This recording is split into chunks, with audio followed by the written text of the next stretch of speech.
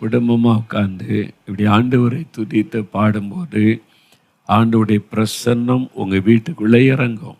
அந்த கர்த்தருடைய பிரசன்னம் உங்கள் வீட்டில் எப்பவுமே இருந்தால் தான் ஒரு பாதுகாப்பு உங்கள் வீட்டுக்கு. அதுக்குள்ளே தீய சக்தி நுழைய முடியாது, கொள்ளை நோய் நுழைய முடியாது, மனுஷருடைய பொறாமையின் ஆவி நுழைய முடியாது, மந்திரவாதங்கள் நுழைய முடியாது.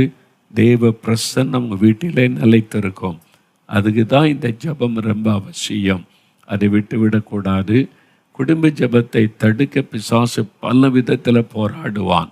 சோர்வை கொண்டு வருவான், பிரச்சனை உண்டாக்குவான், ஒரு மனதை கெடுப்பான், இந்த ஜெபத்துக்கு விரோதமான காரியத்தை செய்வான். ஏன்னா அவனுக்கு தெரியும், நீங்கள் ஜெபத்தை நிறுத்திட்டா உங்களை அவன் மேற்கொள்ள முடியும். நீங்கள் ஜெபித்து கொண்டே இருந்தால் அவங்கள ஒன்றும் செய்ய முடியாதென்று. அதனால தான் தவறாமல் இந்த ஜெபத்தை விட்டு விடக்கூடாது.